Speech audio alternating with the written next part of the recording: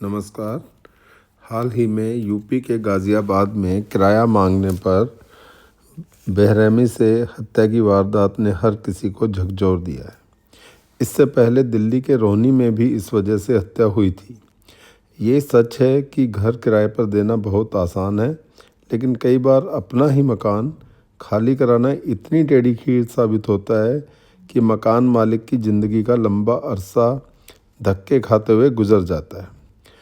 आखिर गलती कहाँ हो जाती है? मकान मालिक और किराएदार के बीच रेट एग्रीमेंट कितना अहम है और विवाद होने पर क्या है कानूनी रास्ता? इस बारे में एक बहुत ही अच्छा आर्टिकल नवभारत टाइम्स में संडे 21 दिसंबर को आया है, जो मिस्टर राजेश चौधरी ने लिखा है। उसी को मैं आपके साथ साझा कर रहा हूँ, क्योंकि ये वाली समस्या बहुत से लोगों की समस्या हो सकती है। तो इसमें सबसे पहले तो ये बताया गया है कि रेट एग्रीमेंट सही तरीके से बनवाना चाहिए।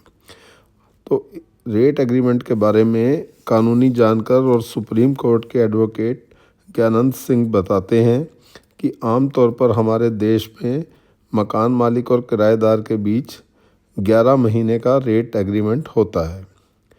इसे 100 रुपये के स्टैम्प पेपर पर बनाया जाता है और इसे नोटरी से सत्यापित कराया जाता है। इस एग्रीमेंट में दोनों पक्षों के अधिकार और ड्यूटी तय होती है और इसके हिसाब से किराया तय हो जाता है। लेकिन अगर किसी तरह का विवाद होता है तो सिविल कोर्ट का दरवाज़ा खटखटाया जा सकता है। इस एग्रीमेंट को रजिस्टर्ड कराने की भी एक प्रक्रिया है। दिल्ली बार काउंसिल के पूर्व चेयरमैन और कानूनी मामलों के जानकार मुरारी तिवारी के मुताबिक दरअसल 11 महीने से ज़्यादा वक्त के लिए अगर रेट एग्रीमेंट या लीज़ पर मकान या दुकान दी जाती है तो उस स्थिति में भारतीय रजिस्ट्रेशन एक्ट के तहत स्टैंप ड्यूटी देनी होती है। इसके तहत स्टैंप ड्यूटी का प्रतिशत तय होता है। कोई रेट एग्रीमेंट यानी लीज़ एग्रीमेंट 11 महीने से ज़्यादा और 5 साल तक के बीच का हो तो जो भी सालाना किराया तय होगा उसका 2% स्टैम्प ड्यूटी लगती है। इसी तरह अलग अलग अवधि के लिए स्टैम्प ड्यूटी तय की गई है। सब रजिस्ट्रार के सामने रजिस्टर्ड कराया जाता है। दोनों पक्षों को पेश होना होता है। उनके पहचान पत्र जमा होते हैं। 2 गवाह भी पेश होते हैं। ये दस्तावेज रजिस्टर्ड होता है और रजिस्ट्री ऑफिस के रिकॉर्ड में उसकी कॉपी रखी जाती है। कोई विवाद हो जाए तो सिविल कोर्ट जाने का विकल्प होता है। रजिस्टर्ड एग्रीमेंट होने पर अदालत में मेरिट पर बहस आसान हो जाती है। अब किराएदार के भी कुछ अधिकार हैं। किराएदार के अधिकार ये हैं कि बिना नोटिस के किराएदार को निकाला नहीं जा सकता। रेट कंट्रोल एक्ट के प्रावधान के मुताबिक मकान मालिक बिना नोटिस या किसी ठोस वजह के किराएदार को नहीं निकाल सकता है। कोई सोसाइटी भी ऐसा नहीं कह सकती है और ये दलील बिल्कुल काम नहीं आएगी कि यूं ही मकान खाली कराना चाहता है या किसी दूसरे को देना है, बल्कि उसे एक बहुत ज़रूरी कारण बताकर नोटिस देना होगा, तभी वो मकान खाली करा सकते हैं। अब मान लीजिए किराएदार घर खाली ना करे तो क्या करें? तो इसके लिए सबसे पहले तो एक लिखित नोटिस आपको भेजना चाहिए। इसमें एग्रीमेंट ख़त्म होने का जिक्र ज़रूर हो और बहुत सारे मामलों में नोटिस से ही मामला सुलझ जाता है। अगर इसके बावजूद ये मामला ना सुलझे तो कोर्ट में शिकायत दर्ज करनी चाहिए। अपने राज्य में ट्रांसफ़र ऑफ प्रॉपर्टी एक्ट की धारा 106 के तहत सिविल कोर्ट में इस पर मुकदमा भी दायर कर सकते हैं। जब कोर्ट केस जीत पाएंगे तब कोर्ट की तरफ से आपको पुलिस मदद भी मिल जाएगी। और किराएदार से कभी भी इस तरह का व्यवहार ना करें, जैसे कि बिजली पानी बंद करना, किराएदार को जबरन घर से निकालने की कोशिश करना, जिस घर में किराएदार हो उस पर अपना ताला लगा देना या धमकियां दिलवाना या खुद जाकर बहस करना, इन सब चीज़ों से बचना चाहिए। इसी तरह मकान मालिक के भी अधिकार हैं।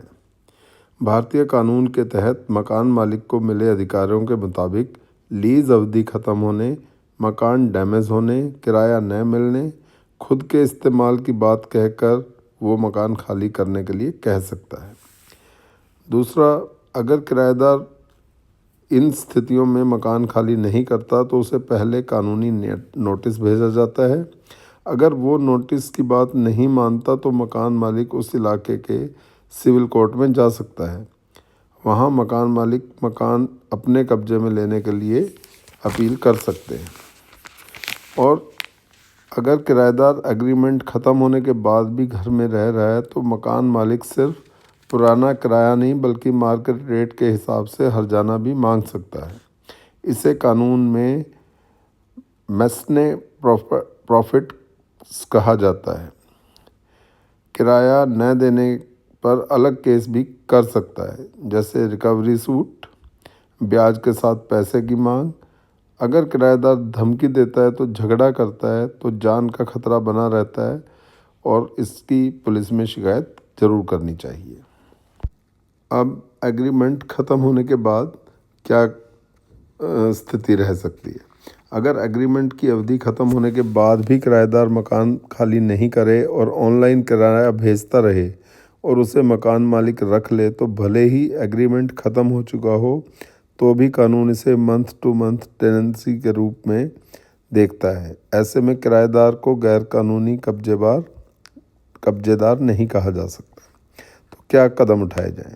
अगर मकान मालिक को लीज या एग्रीमेंट आगे नहीं बढ़ाना है तो उसे समय रहते हुए नोटिस देना होगा और नोटिस की भाषा ऐसी होनी चाहिए कि वो मकान का कब्जा वापस चाहता है।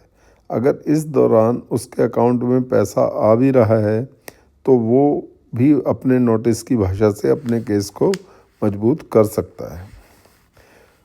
और अगर मकान मालिक ने समय रहते हुए नोटिस दे दिया है और लीज़ एग्रीमेंट को ख़त्म करने की बात साफ कर दी है तो बेशक उसके अकाउंट में पैसे आ रहे हैं और वो पैसे भी ले रहा है तो भी किराएदार नोटिस के बाद किराएदार होने का कानूनी अधिकार खो देता है। इसके बाद वह लाइसेंसी माना जाता है और ऐसे में वो किराएदार होने के तहत मिले प्रोटेक्शन से सुरक्षित नहीं हो पाता है। समय रहते अगर हम नोटिस ना दें और किराया लेते रहें तो एग्रीमेंट को आगे बढ़ा माना जाएगा। अगर किराएदार ने किराया ऑनलाइन भेज दिया है तो उसे तुरंत लीगल नोटिस दें। ट्रांसफ़र ऑफ प्रॉपर्टी एक्ट की धारा 106 के तहत 15 दिन रेजिडेंशियल का नोटिस दें। इसमें साफ साफ लिखें कि किराया स्वीकार करना मकान खाली करने के अधिकार को प्रभावित नहीं करेगा। नोटिस अवधि के बाद खाली कराने का केस फाइल करें।